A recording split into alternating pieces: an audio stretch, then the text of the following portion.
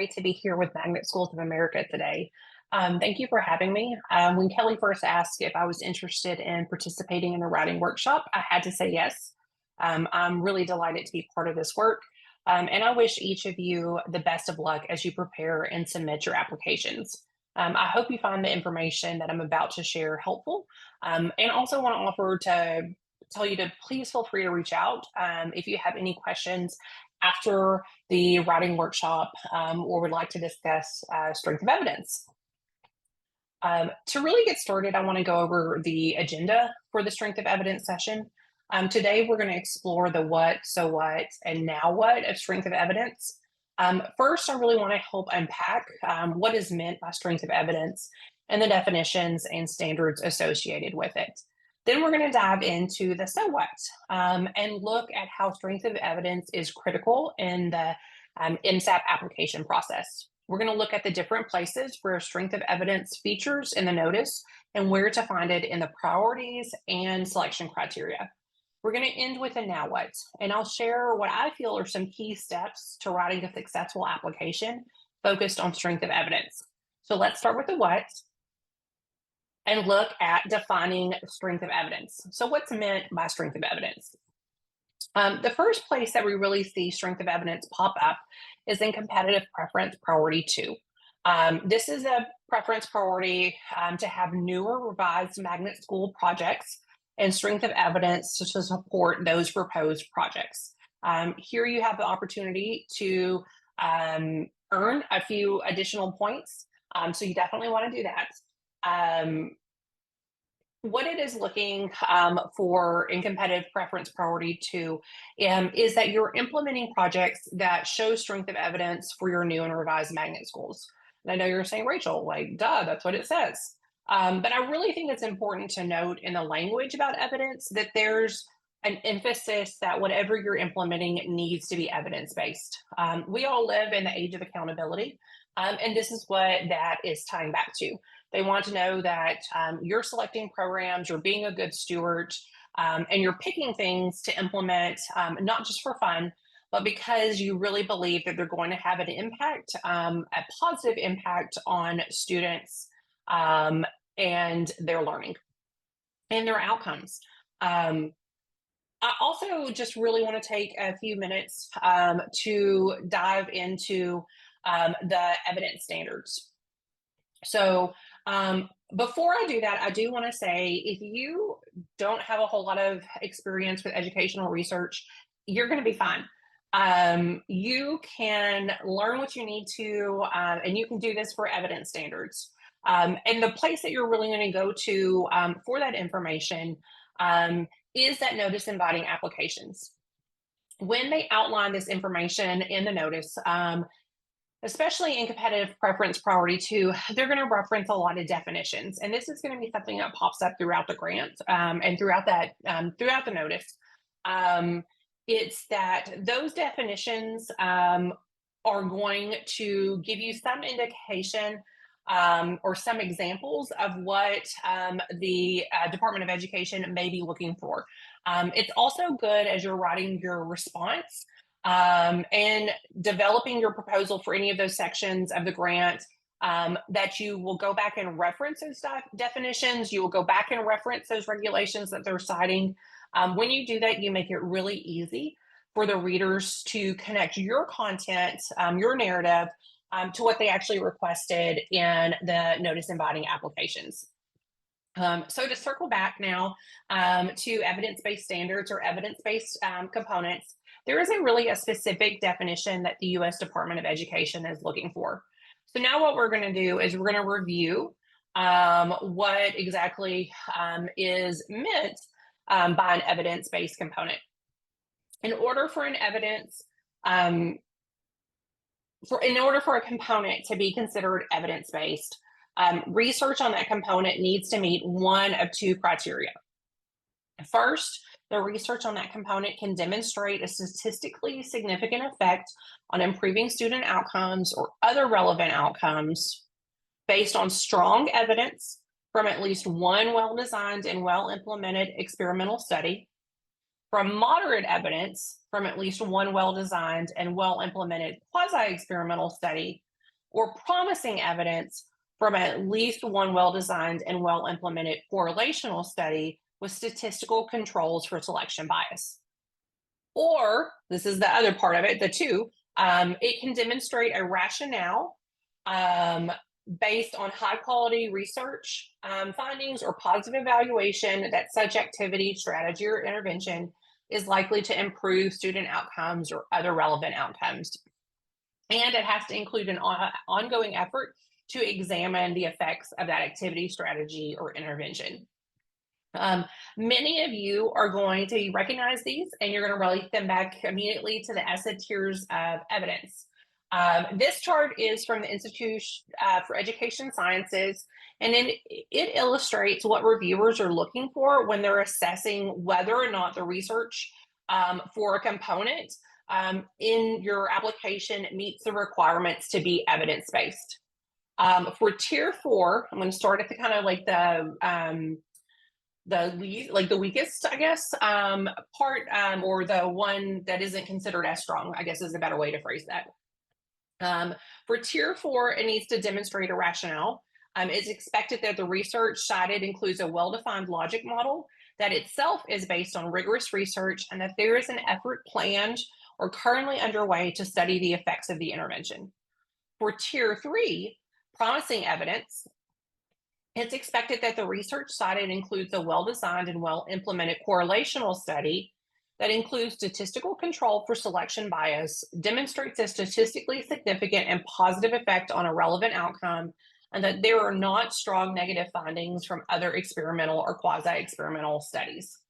For tier 2, moderate evidence is expected that the research cited includes a well-designed and well-implemented quasi-experimental study that meets What Works Clearinghouse standards with reservation, demonstrates a statistically significant and positive effect on a relevant outcome, that there are not strong negative findings from other experimental or quasi-experimental studies, and that the research cited includes at least 350 participants located in one or more schools or districts, and that the population included in the study cited has a similar population or setting to your schools or students. Finally, for tier 1, and this is that strong evidence tier, what we're looking for here, or what they're looking for, is research cited that includes a well-designed and well-implemented experimental study. It needs to meet What Works Clearinghouse standards without reservations. It needs to be statistically significant, or have a statistically significant positive effect on a relevant outcome. Needs to include no strong negative findings from experimental or quasi-experimental studies that are related to it. Have at least 350 participants, be conducted in more than one school or district, and also occur in a similar population and setting to your setting. And I want to take a moment just to describe very, very briefly the difference between an experimental and a quasi-experimental study. With an experimental study, here is where you're looking for like that randomized control trial. You need to have a random assignment of students. As compared to a quasi-experimental study where you don't have to have that random assignment of students. Here, what you're looking for in that quasi-experimental is the ability to look at students who are in similar conditions, maybe students who are in different schools but have similar demographics. You're doing some matching and then doing a comparison of those students. Part of the reason between strong evidence and moderate evidence it comes down to that ability to do a completely randomized study in a school or a K-12 setting. And part of that, and the reason why a lot of districts really struggle with doing that kind of research, is if you really feel like an intervention is going to lead to positive outcomes, do you want to just randomly assign kids to it? And so there's some reasons why, like, a school may go, no, I don't agree with that. I think all kids in this school need to have access to this intervention, or I need to be able to compare it to another school. And so they often K-12 schools, it's just really hard to design randomized control trials Now, in very large districts, sometimes that is a much easier thing to do. But frequently, schools and districts will have some reservations around designing a true randomized control trial experimental study and having that occur in their setting. Here's the great thing, though, and it's that you're not required to have a study design that is strong evidence.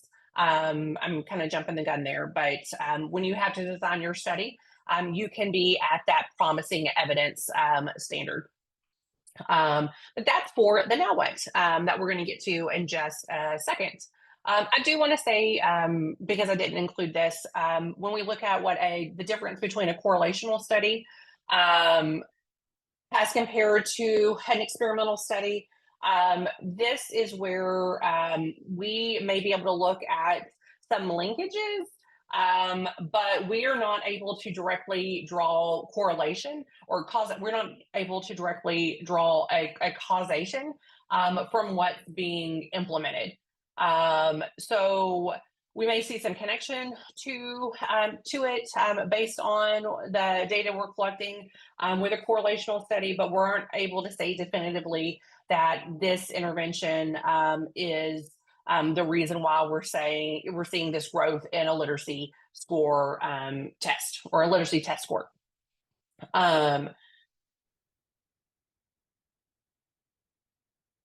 One of the things I want to say or encourage you to do is you always want to go with the most rigorous level of evidence that is feasible for you to do. Definitely, you want to meet that requirement to be at least at promising evidence. But if you have the ability to implement a study or have evidence that you include in your application that is at Tier 1 strong evidence, you're going to go with the most rigorous piece of evidence, that highest strength of evidence level that you can. You need to make sure it's a good fit for your district and your project, and people have to be comfortable with it. But if you're able to go with something at Tier 1 or at Tier 2, I really want to encourage you to do so, because when you can design studies like that and implement it, like we have a better opportunity to learn from what is taking place, and we're contributing to that growing body of evidence. So now that we've reviewed some of the definitions around what strength of evidence refers to, let's look at the so what. So what does strength of evidence mean for writing the MSAP grant? Here is where I see strength of evidence really pop up throughout the entire notice inviting applications. It is both in the competitive preference priority 2, which we talked about, but it's also in those multiple places throughout the selection criteria. In this part of our session today, we're really going to walk through those locations in the notice where evidence is really critical and key, and is why you have the opportunity to earn points on your application when it's being reviewed. So as I shared earlier, competitive preference priority 2 is where strength of evidence is initially mentioned. Here you have the opportunity to earn 3 additional points for your application of providing strength of evidence to support new or revised magnet school projects. In order to earn points for CPP2, applicants must either 1, plan to carry out a new evidence-based magnet school program, or 2, significantly revise an existing magnet school program using evidence-based methods and practices as available, or 3, replicate an existing magnet school program that has a demonstrated record of success in increasing student academic achievement and reducing isolation of minority groups. And we're going to kind of dive into how you get those points in the now what section, but that's kind of the first place where we see strength of evidence. It also pops up as we move through to the selection criteria. So we're going to see it in that desegregation section, criteria for that, the extent to which there is a conceptual framework underlying the proposed research or demonstration activities and the quality of that framework. This earns you up to 5 points. Here, this is kind of what where we're looking for that logic model, and we're going to explore this a little bit more. But just trying to weave through all these places where they're looking for that strength of evidence in your application. We're also going to see strength of evidence pop up in quality of project design. And this is really going to include your evidence, those research findings, and support. So here they're looking for the manner and extent to which the magnet school program will increase student academic achievement in the instructional areas or areas offered by the school, including any evidence, or if such evidence is not available, a rationale based on current research findings to support the description of the program. This earns you up to 6 points. And here they're really asking you for evidence to support your program design. When you're including your citations, I want to encourage you and tell you that you should be thinking about how those citations or those studies that you're going to reference or those findings that you're including rate on those ESSA evidence tiers. It's also a good practice to see, because you may have a lot of citations and you're trying to pick those very best ones to include for competitive preference priority 2 that have the best opportunity of earning you points. You're going to want citations and evidence that connect to the program you're planning to implement and help inform the design of your program. This is where you've likely been working with a team to plan or brainstorm program design, your thematic elements. You've done the research at this point. Here, they're really telling you, build the case for your program. Tell me why this makes sense, what you're deciding to implement. The other place that we see the evidence base and the strength of evidence pop up in this election criteria is in quality of project evaluation. Here, MSAP is circling back to that idea of evidence, where previously the focus has been on evidence in those other places in the notice. Here, we're now shifting to evidence coming out of the program. What I will tell you, though, if you have read the brand new notice, you want to read this section really kind of closely, because they have some revisions to it as compared to previous notices and previous competitions that they've ran.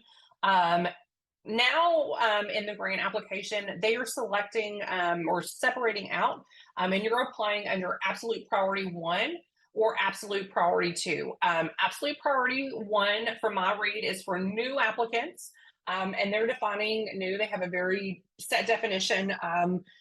But to parse it down, those are applicants who are not currently implementing an MSAP program that is actively receiving federal MSAP funds. So you're not under an active magnet school assistance program grant.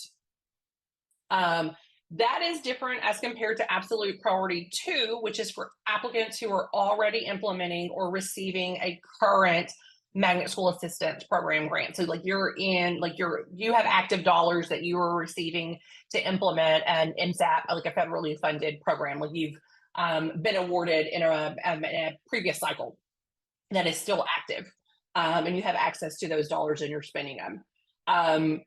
When we look at these two different priorities in quality of project evaluation, I really feel like what they're trying to do, I mean, they pretty much say it, is reduce the burden on new applicants who may not be prepared to dive into some of the evidence of promise study pieces. So for quality of project evaluation, criteria 1 and criteria 2 are really the same across both absolute priorities.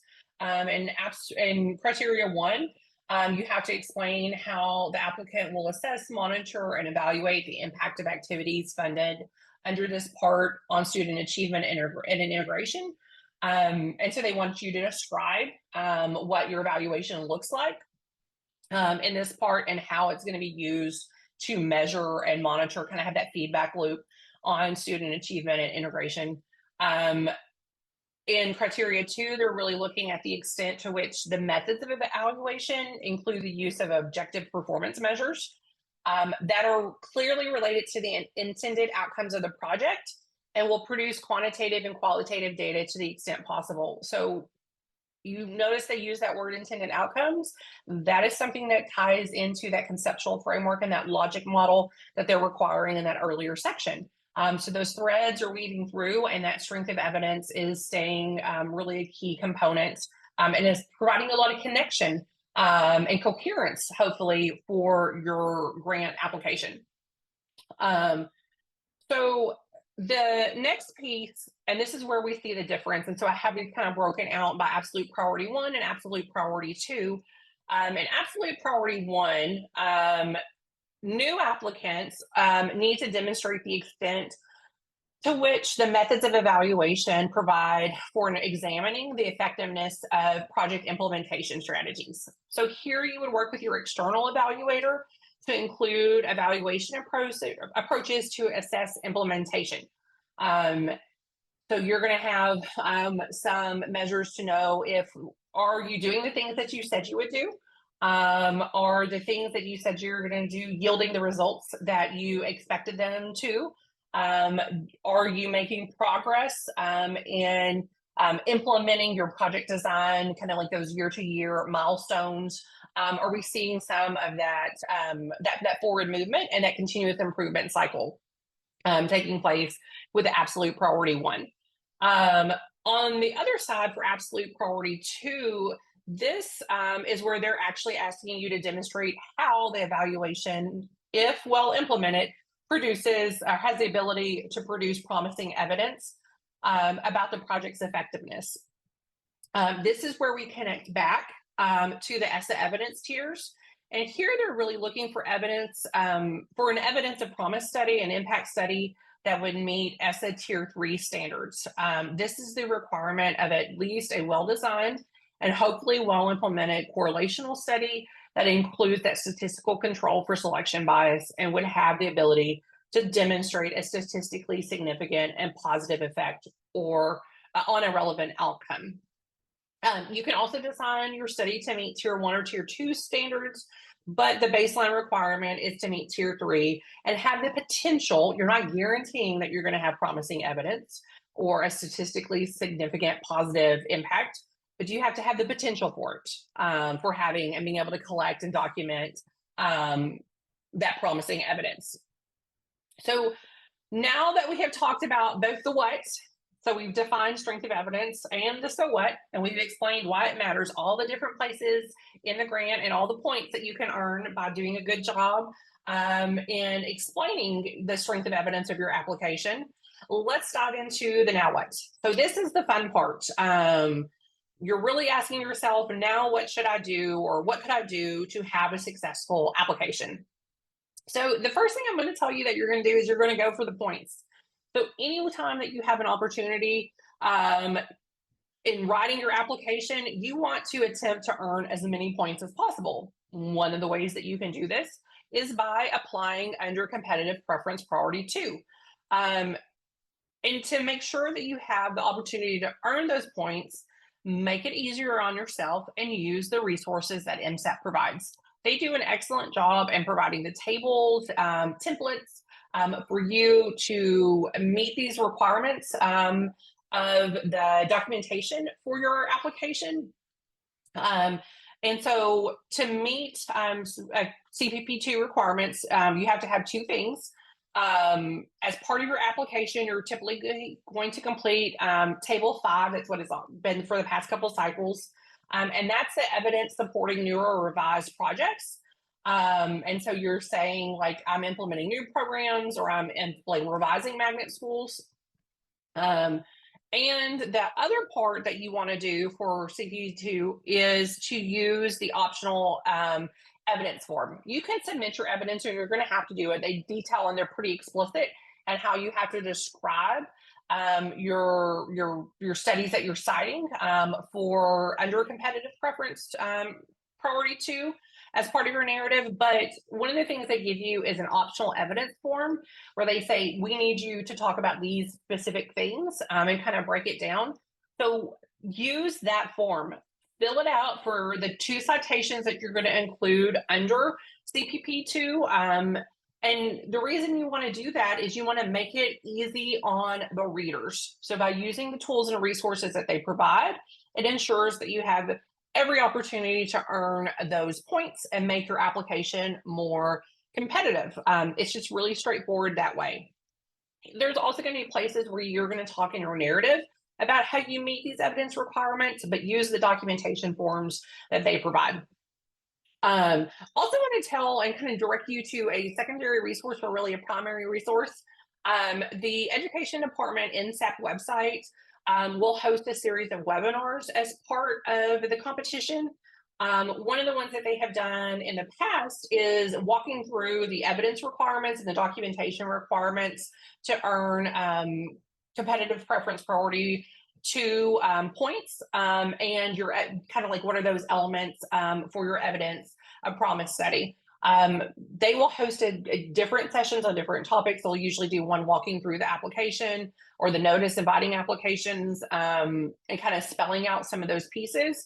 I want to encourage you, just like you're diving into this writing workshop, really focused on some of those ways to kind of like elevate your application.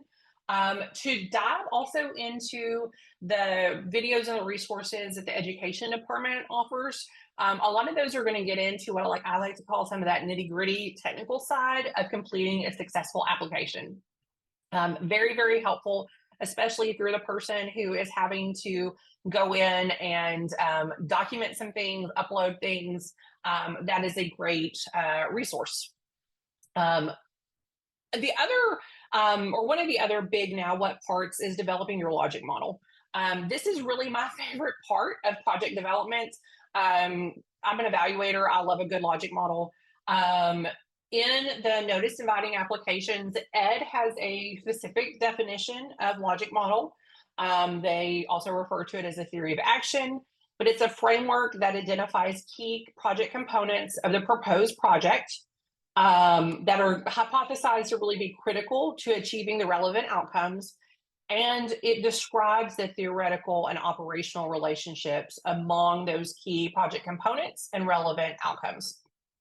I am a fan of a logic model just because it is like a 1 to 2 page visual that really distills down the essence of your project. It captures those project design elements, your activities, your inputs, your outputs, your outcomes at the different periods of time, your impact.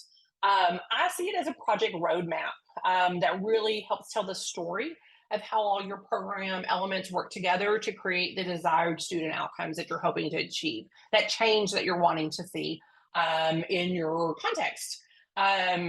The reason that I really love a logic model and I find them so helpful is that it is a resource that can guide so much of the writing process and evaluation design. When you design your logic model and you're putting it together and you're sketching it out, and I love Post-its, like I've done it several different ways. I've used templates.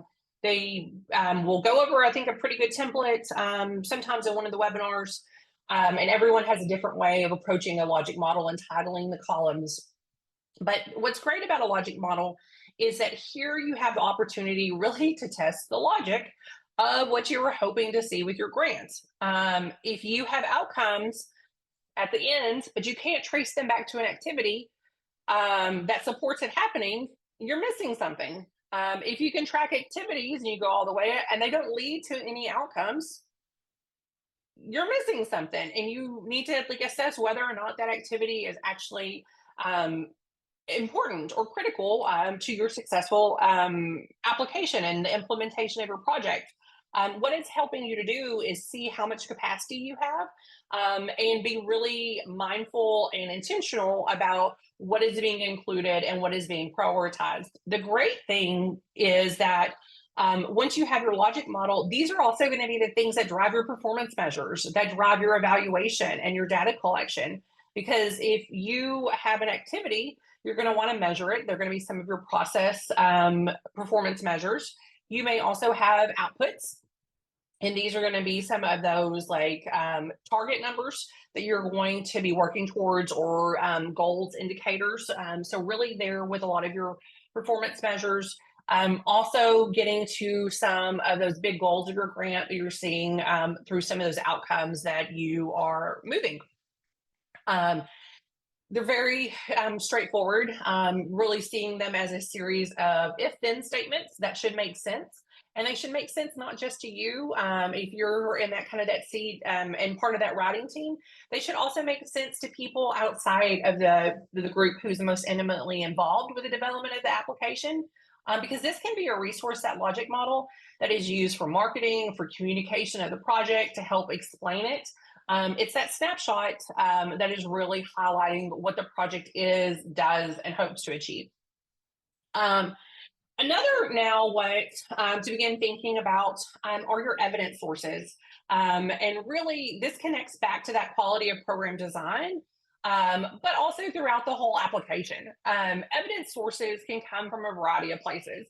So we've talked really about tiers of evidence, but I want to think of like evidence kind of almost in like a more holistic sense. And I'm going to put it into almost two buckets. One, kind of that research evidence that we've really been talking about, going to sources like from What Works Clearinghouse and their database, for ERIC, which is an online educational research database, other databases and journals that you may have access to through a university or your library. It could be research evidence that is housed on a state website where they list interventions that are approved, and this is the evidence to support them. So lots of different places that you can go to look for research evidence. The other part of evidence that I think is really important to look at is the evidence that you have and that you own already in your district. And these are some of the evidence sources that I think really help you tell your story and speak to program need. And so what I'm talking about here is these are some of the measures that you look at to tell like where you currently are, like what's your current reality. So this could be things like achievement data, enrollment data, things that you're hoping to move the needle on. This is why you're applying for that Magnet School Assistance Program grant. It could be demographic information, things like your graduation rate, your teacher certifications. You may even have evaluation data that you've collected at the school or district level that can help build the case for program design elements. It could be a school climate survey. It could be a parent satisfaction survey, or an evaluation of a curriculum program. So you're going to have these different evidence sources that you can use that help strengthen your application. The thing beyond evidence sources that I really want you to also think about are what resources do you have access to or may you need to get access to. And these are really to help support your application development. If this whole conversation about strength of evidence has made you sweat, made you a little nervous and go, oh my gosh, I need you to think of who are the collaborators that you can work with. Do you have access to a district data evaluation team? Do you have a curriculum staff? These are people that can help you look at some of the interventions, go into What Works Clearinghouse, pull down some studies or some findings, see if they meet those evidence standards. They can also help you with curation of resources that are going to support your application. If the answer is no, and you go, nope, I don't have a district data evaluation curriculum team, you may need to look a little bit more broader or a little bit further out. There are What Works Clearinghouse certified reviewers who can help you understand studies and how to utilize those different tiers of evidence and how you would design a study that meets What Works Clearinghouse standards in their rating system. You may also have existing relationships or partnerships with faculty or research partners at universities. They can serve as an excellent resource. Also gets into a lot of sustainability of the grant when you have those types of relationships. Another option is really to work with a consultant, someone who has very specific expertise in an area that you may not have that strength in. And so you bring on a consultant to help with a specific section or portion of a grant application. The final now what element that I want you to think of is your evaluation plan. And this is where I mentioned earlier that shift from evidence in, and so that all that supporting strength of evidence about your program design And to moving it to evidence out. And this is about kind of the way I see it is helping to build a knowledge base on magnet implementation and interventions. Your evaluation plan is going to have several components. I like to bucket them, and I'm going to kind of separate them out into the two parts. If you are an absolute priority one applicant, you're not really going to worry about the second bucket, that evidence of promise study. But everyone's going to be dealing with formative and summative evaluation activities and plans in their application because of those first two elements of the evaluation, the quality of evaluation. The first bucket, like I mentioned, is formative and summative evaluation. I'm putting these into the same bucket. Usually you wouldn't, but now I am. And just because of the way they have the priority set up. This is where you're going to be working with your external evaluation partner. And hopefully you're going to have an internal evaluation team or team members that are helping you to collect and analyze data to help with grant implementation, quality assurance, continuous improvement efforts. This is going to look like methods and approaches to collecting data on performance measures, implementation milestones, your management plan. Could include meeting your requirements or should include meeting your requirements. You want to meet your requirements for, if you're funded, your APR and your ad hoc reporting. That's your annual performance report. Where you report on a standardized series of performance measures and any of the ones that you have designed for your program or project level. Ad hoc is a period of time in the fall when you get to provide additional information on your annual performance report because activities occur across the year. And sometimes when you're turning in your annual performance report, it's about midway through that fiscal year. And so more things happen. So you complete an ad hoc report to update it at the end. And you're using a lot of that formative and summative evaluation data to complete those requirements. So that's bucket one. Bucket two, and this is for your absolute priority two applicants, is that evidence of promise study.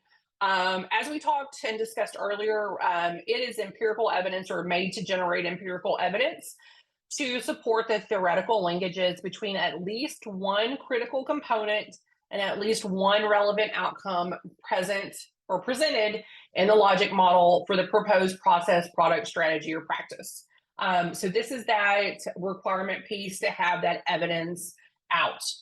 When we look at the evidence of promise study, just a reminder that for absolute priority two applicants, this would be the design and inclusion of a study that is a correlational study with statistical controls for selection bias, regardless of whether it meets what Works Clearinghouse evidence standards. So are you at ESSA Tier 3? That's that evidence of promise, or it could be a quasi-experimental design or that randomized controlled trial, that ESSA Tier 2 evidence or that ESSA Tier 1 designed study. If you're not comfortable with designing an evidence of promise study, this is where you would work with one of the collaborators I mentioned earlier to ensure that your study is going to meet the selection criteria for the grant. Find someone to help you if it is not something you do every day is to design evaluation studies or research studies. You want to get all the points that you can in that evaluation section so that you have the best opportunity of having a competitive grant application. So we've presented a whole lot of evidence today. We've looked at the what and kind of defining strength of evidence. We've looked at the so what. Why does it matter? The reason why it matters is because it's everywhere in the notice inviting applications. They really want you to have strong evidence for the programs that you're proposing. And we've looked at the now what. How are you going to do that? How are you going to demonstrate that you have strong evidence? And what are some of the different tools and resources that you can use to have a successful grant application? As we leave today, I really just want to tell you, I see strength of evidence as that thread that weaves throughout that notice inviting applications. Hopefully it's going to weave the same way through your application and give it a lot of strength and coherence. And I want you just to kind of leave with a couple reflection questions that will help you, I think, prepare your application we talked about a lot of like the big picture of strength of evidence, but some of the like just the reflection piece as you're picking like what to include is one, does it meet standards? Two, is it a compelling piece of evidence? Does it make someone want to fund you? Um, three, does it make sense for inclusion? Like you don't want to pick something that doesn't fit with your program. And then like four, I have just a practical question. Is it something that you can actually implement in your context? I think there's a lot of stuff out there that you might be interested in, but if it can't be implemented in your context, you either need a plan for a way for it to be and kind of have some planning time to get you there, or maybe look a little bit more and a little bit deeper. So thinking on those questions, does it meet standards? Is it a compelling piece of evidence? Does it make sense within the context, within that grant application where you're placing it? And is it something that you can actually implement in your context? So just reflect on that. Once again, I want to offer my appreciation for your time today. Thank you. I hope that you have learned more about strength of evidence. And like I said earlier, please feel free to reach out if you have any questions. I wish you the very best of luck with having a successful application and receiving those funds. I know the difference that it can make to a district and to schools and to teachers and to students and the opportunities it holds for a community. So have a lovely rest of your day.